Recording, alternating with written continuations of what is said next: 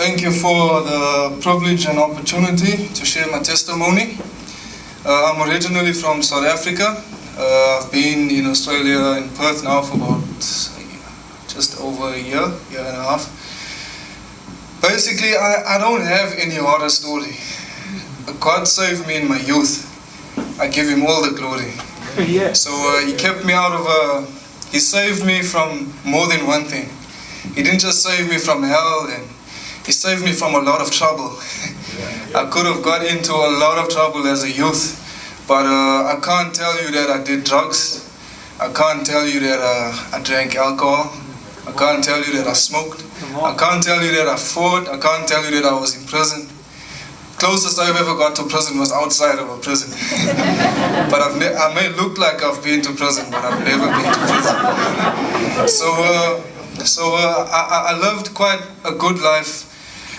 Grew up with my grandparents and grew up in a Christian home. I couldn't have got a better upbringing.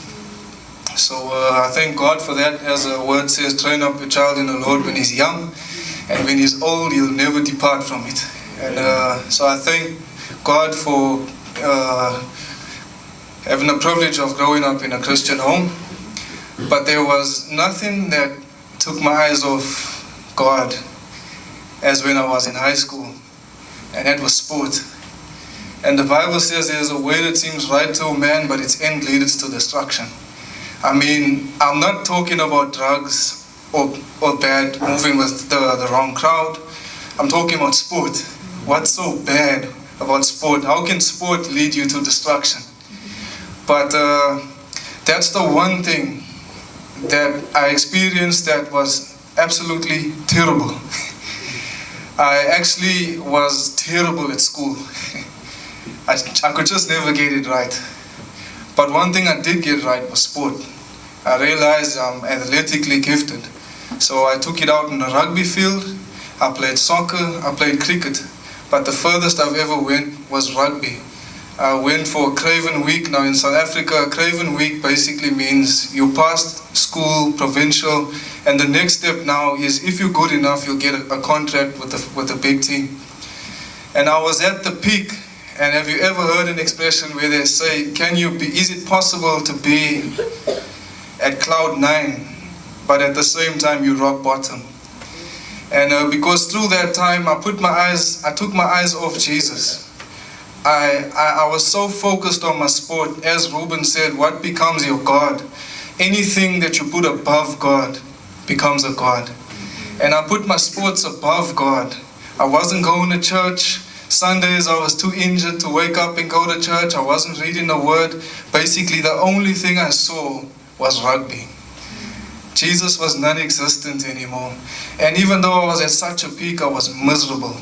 I've never been so depressed in my life as I was there. And it wouldn't make sense because I was at my peak, but I was rock bottom. And I'd like to say that many people search in the wrong places. They think that if you do well and get a good career, make a lot of money, whatever you do, it will fulfill you.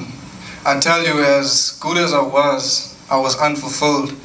And I was most depressed that I've ever been in my whole life because something was missing. And that something was Jesus. And it's so tricky because you think to backslide, you need to do the wrong things like drink, to go to discos.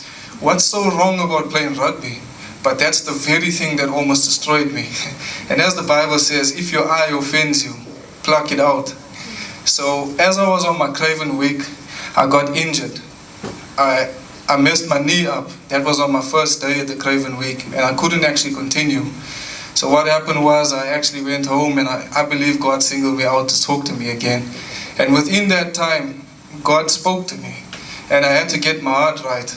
And what I did, you'd be thinking I went back to play rugby, but I had the right attitude. The Bible says if your eye offends you, pluck it out. I plucked it out and I gave it up because it's not worth losing Jesus. Not over rugby, not over anything. So if your eye is offended, don't pat it. Don't play with it.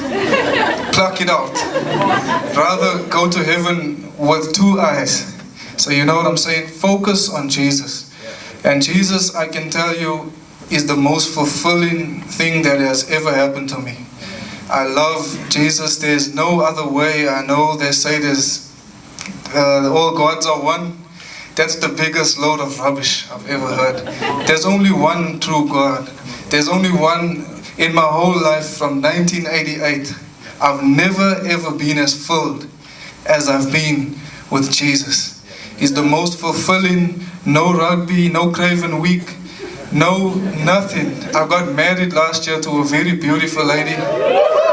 Even my beautiful wife cannot fulfill me that as Jesus can fulfill me.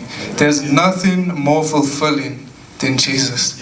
And I'd like to say, if you're doing something, if you have a talent, if God has blessed you, even if you're doing something for the church, sometimes we can do it with the wrong attitude and take our eyes off Jesus and do it for ourselves.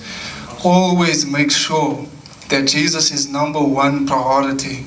Don't let there be any other gods above Jesus. Let Him be #1, because He doesn't settle for less. He has to be #1. Anything above Him becomes a god. And that's the biggest thing in my life that I faced was sports and putting it above the King. And I'm pretty sure I'm over the 3-minute mark. I gotta go like a chipmunk now. But I'd just like to say, there's no other way but Jesus. And if you don't find Jesus, or if you don't want Jesus, you'll just be like, you'll go around in circles for the rest of your life, because you'll never be fulfilled. That space can only be fulfilled, can only be filled with Jesus. If you want to live a truly blessed, abundant life, you don't need all the money in the world. You don't need all the cars, you don't need all the houses, because those things can be unfulfilling. What you need is Jesus, because He's fulfilled me, and it has to be true, because He's fulfilled all His witnesses too. So I encourage you, if you're not saved, give your life to Jesus. You will never be the same again.